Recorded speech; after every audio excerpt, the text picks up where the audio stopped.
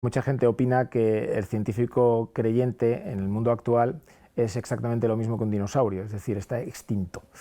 Efectivamente, también ha habido muchos intentos de dar la sensación de que los científicos van camino del ateísmo corriendo. De hecho, una encuesta que se hacía en Estados Unidos se empezó a hacer a principios del siglo XX, en 1915, la última también se hizo en 2015, que intentaba demostrar cómo iba perdiendo la fe de los científicos, ¿no? Esa encuesta demostraba que el nivel de religiosidad de la comunidad científica era menor que el de la sociedad en general, en Estados Unidos, una sociedad muy religiosa, la estadounidense. Pero curiosamente, desde 1915 hasta 2015, el nivel de religiosidad se ha mantenido bastante similar, no ha cambiado. Bueno, no se ha cumplido ese vaticinio que hicieron en 1915 de que primero serán los científicos los que abandonen la religión y luego el resto de la sociedad, ¿no? Porque saben más, ¿no? Entonces, ahí no. Esto siempre me recuerda una idea que mucha gente siempre ha dicho, ¿no? La religión sirve pues para liberarse de la angustia vital, para explicar el dolor, para poder soportar esta vida, es el opio del pueblo en definitiva, y ese tipo de ideas, ¿no? Pues no me cabe duda que hay gente que recurre a la religión por este tipo de cosas y se acuerdan pues solo de su religiosidad cuando lo está pasando mal. Pero ¿y por qué no pensar también lo contrario, ¿no? ¿Por qué no pensar que a lo mejor la menor religiosidad de muchos grandes científicos tiene que ver con que las personas que no sufren, que no les va mal, sino todo lo contrario, que son jóvenes, sanas, que son brillantes, que son prestigiosas y que tienen a la sociedad a sus pies, para ellas Dios es un estorbo, simplemente les resulta más cómodo y menos responsabilidad, desde luego, si abandonan la práctica religiosa y se hacen personas ateas que pues no tienen que responder, digamos, por esa cantidad enorme de talentos que han recibido. Es decir, que hay aproximaciones al ateísmo o a la creencia que no son buenas, es decir, que no son legítimas o no son, digamos, como deberían ser, y simplemente por tus circunstancias personales te inclinas más a ser creyente o, en el caso de los científicos famosos, pues a lo mejor a ser ateo. Pero ¿verdaderamente el científico tiene más tendencia a ser ateo que creyente? Pues bueno, históricamente hablando, desde luego que no. En otro vídeo ya hemos comentado que la ciencia surge en la cristiandad, es decir, todos los científicos iniciales eran cristianos, básicamente cristianos, también hubo muchos importantes científicos judíos y más adelante musulmanes, que también los ha habido, ¿no? En el caso de los judíos es muy llamativo porque el porcentaje, digamos, de grandes científicos de la humanidad que son judíos, desde luego es muy superior al de la población que es judía en el mundo. Pero bueno, como decíamos, en el entorno de ese renacimiento de la Iglesia, del mecenazgo de muchos papas, surgieron los primeros científicos que podemos denominar modernos, ¿no?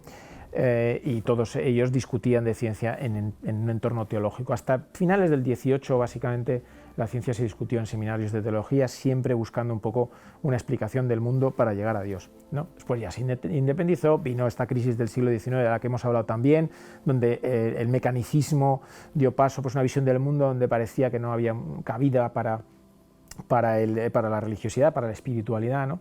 Incluso hay un poco ahí que mencionar lo que al final del siglo XIX, justo en el cambio, ¿no? Se publicaron algunos libros terribles, ¿no? Que iban contra la fe, diciendo, uno de ellos se titulaba Historia del conflicto entre el cristianismo y la ciencia, ¿no? Bueno, esos libros estaban evidentemente pues, muy manipulados y con una intencionalidad torticera. Por decir una anécdota, cuenta en uno de ellos, el de Draper, ¿no? Se llama el autor, que cuando Colón estaba planeando su viaje, lo que sería el descubrimiento de América, pues habló con la reina Isabel, y la reina Isabel le dijo, Isabel la Católica, tiene usted que ir a la Universidad de Salamanca y exponer su proyecto a los eruditos de Salamanca, porque yo me fío de su criterio y si a ellos les parece bien, pues seguramente pues, aceptaremos financiar este viaje. Entonces Colón fue allí. El libro cuenta que los eruditos de Salamanca eran terraplanistas, que pensaban que la Tierra era plana y que no le apoyaron el proyecto porque pensaban que se iba a caer por el extremo de la Tierra. Bueno, esto es una cosa increíble, porque cualquier persona bien formada sabía que la Tierra es redonda desde muchísimo tiempo antes de la época que estamos hablando. Lo que realmente pasó es que los eruditos de Salamanca le dijeron a Colón, la circunferencia de la Tierra mide 40.000 kilómetros, correcto, y así no vas a llegar a las Indias porque te vas a morir antes. Mientras que Colón decía, la circunferencia de la Tierra mide 30.000 kilómetros, incorrecto, estaba equivocado. Aún así, le dejaron irse, todos sabemos cuál fue la historia, y no se murió porque había un continente en medio. Esta es la cuestión. Pero fijémonos qué manipulación, qué fake, ¿no?, podemos decir en esos libros. O sea, que siempre había una intencionalidad un poco de volver así a los científicos. En esa misma época, Pierre Duhem, que puede ser uno de los primeros grandes filósofos de la ciencia, reclamaba que a la filosofía y a la teología se la dejara en paz, que la ciencia dejara de atacarla, de decir que no había cabida para la religiosidad, etcétera, porque vivió una época de un inmenso ataque. Todo esto es eso, cambio del siglo XIX al XX, ¿no? ¿Qué pasa después? Bueno, pues todas las cosas, como digo, cambian y efectivamente pues empezamos a ver que todo es mucho más compatible, y empezando por los físicos y astrofísicos y sin llegar todavía a los biólogos, bioquímicos y demás, pues se empieza a ver que muchos de ellos sí que dan el paso de que su ciencia les lleve a la fe. Esto está pasando. Es verdad que puede haber todavía más científicos no creyentes que creyentes. Yo creo que hay, como digo, una cuestión también personal y de tipo vital detrás de eso, pero empezamos a ver que al hilo de lo que hemos hablado en otros programas, la teoría de la cosmológica actual, el ajuste fino, esa visión que tan compatible con la deidad y esa admiración por lo que uno ve en su laboratorio y en sus estudios, simplemente por la belleza que ve, por la complejidad que ve, pues eso ha llevado a algunos muy significativos pues a hacerse creyentes. Ocurre que en niveles, estratos más elevados, ¿no?, de la descripción de la realidad, por ejemplo, pues ya la bioquímica o etcétera, pues hay muchos de los conceptos de la física moderna, de la física cuántica, etcétera, que no han llegado todavía. Dicho de otra manera, personas que trabajan en un campo donde todavía el punto de vista clásico, el punto de vista mecanicista del siglo XIX, pues todavía está muy vigente, ¿no? Es decir, gente que dice, pues supongo, para explicar los fenómenos cerebrales, para explicar el funcionamiento de las neuronas, pues yo no necesito ni de la física cuántica ni de nada. Y a mí esto todo me parece una cosa mecánica. De ahí a que empiecen a pensar, la mente vive dentro del cerebro, todo lo que tenemos, todo lo que recordamos, todo lo que hacemos no es más que material, la sensación de conciencia y de libertad no es más que un epifenómeno, pues es una cosa ilusoria, en realidad no existe. Entonces estas personas evidentemente pues tienen esa visión todavía un poco, si me permiten la expresión, un poco anticuada. De hecho, los grandes ateos actuales que son científicos suelen ser biólogos y bioquímicos, ¿no? Todo el mundo piensa en Richard Dawkins como un caso más claro, que es un biólogo evolutivo y genetista pues que se ha hecho muy conocido por esto.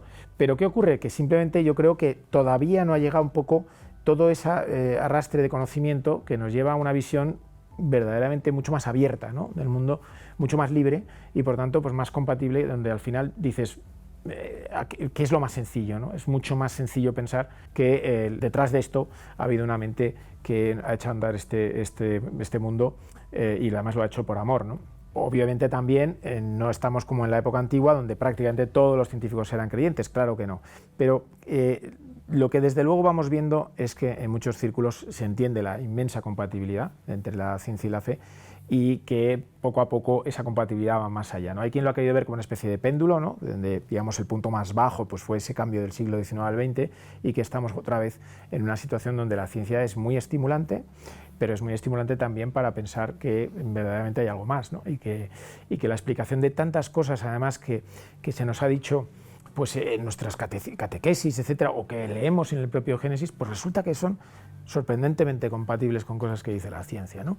Decíamos el otro día sobre la creación del tiempo, ¿no?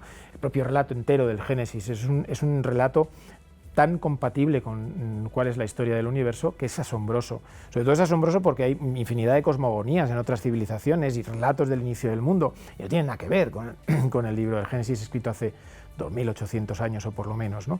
Ese fiat lux que representa pues la radiación de fondo, ese inicio de las criaturas vivas en el mar, como fue así, esa separación de las aguas superiores y posteriores, que recuerda también un poco el inicio de la Tierra con las grandes masas de agua de vapor que luego se fue condensando, de la aparición de los continentes. Es que está contado todo de una manera simbólica, pero de una manera totalmente compatible con lo que el mapa que nos da la ciencia. Y eso sigue luego con el ser humano, ese aliento divino al barro, ¿no?, que convierte en una criatura, es que es tan simbólicamente similar a cómo nos imaginamos el advenimiento de la conciencia, por el cual lo de que los científicos son ateos por definición no es en absoluto cierto. Hay muchísimos científicos creyentes. Yo pertenezco a la Sociedad de Científicos Católicos, que tiene una fundación realmente reciente, hace 3 o 4 años. Ya vamos siendo muchos miembros, esta sociedad es muy potente en otros países y bueno, pues nos afanamos un poco en diseminar estas ideas de compatibilidad y de alegría, ¿no? La ciencia no es un problema, es una alegría para el creyente.